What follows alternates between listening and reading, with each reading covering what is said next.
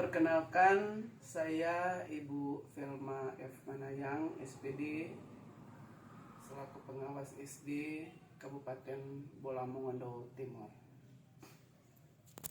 Dimintakan oleh mahasiswa PPG Angkatan 1 tahun 2023 atas nama Ibu Agnes Jaiti Singal untuk memberikan jawaban atas 2 pertanyaan. Yang pertama, bagaimana menerapkan pembelajaran berbasis HOTS pada kelas rendah?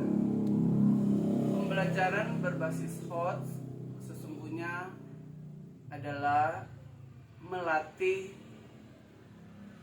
pikiran siswa untuk berpikir secara kreatif atau berpikir tingkat tinggi. Pembelajaran HOTS di SD tentu kita sesuaikan dengan materi pembelajaran, juga sesuaikan dengan metode. Ketika pembelajaran HOTS di kelas tinggi tentu sesuai dengan materi yang ada di kelas tinggi. Tetapi ketika pembelajaran HOTS di kelas rendah, kita harus sesuaikan dengan materi yang ada, materi pembelajaran kelas rendah. Materi pembelajaran kelas rendah untuk menciptakan pemikiran anak-anak yang berpikir tingkat tinggi. Yang pertama tentu contohnya materi mencipta. Misalnya kita siapkan materi, contoh misalnya kita mengajak anak-anak untuk membuat satu hiasan dinding. Hiasan dinding itu kita beri tugas kepada anak-anak untuk ciptakan sendiri seperti apa, modelnya seperti apa, bagus dan indahnya seperti apa. Itu diberikan keleluasaan kepada anak-anak untuk ciptakan sendiri. Berikut juga contoh materi menempel atau mosaik.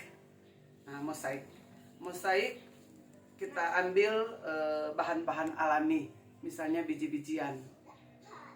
Selanjutnya kita memberi tugas kepada anak-anak untuk misalnya menempel salah satu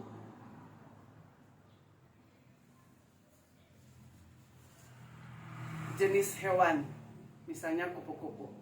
Jadi anak-anak menempel di mana letak sayapnya dan lain-lain, sehingga membentuk satu contoh atau gambar lewat biji-bijian itu yang membentuk satu hewan, yakni kupu-kupu. Atau boleh juga burung atau kelinci dan lain-lain. Mungkin seperti itu salah satu pembelajaran HOTS bagi anak-anak kelas rendah, dalam artian kita mengajak anak-anak untuk mampu mencipta, mampu berpikir kritis ketika dalam pembelajaran kelas rendah. Untuk pertanyaan yang kedua adalah bagaimana menumbuhkan minat baca pada peserta didik kelas rendah. Untuk menumbuhkan minat baca kepada peserta didik kelas rendah, tentu pertama-tama kita harus ciptakan suasana ruangan yang semenarik mungkin, seindah mungkin, agar supaya anak-anak merasa tertarik, merasa terdorong keinginan mereka untuk ada di tempat baca tersebut. Yang kedua, kita siapkan buku-buku bacaan juga yang ceritanya menarik, misalnya dongeng, atau boleh juga cerita lucu-lucuan, agar supaya ketika anak-anak membaca, mereka tertarik untuk selalu dan terus dan ingin untuk membaca.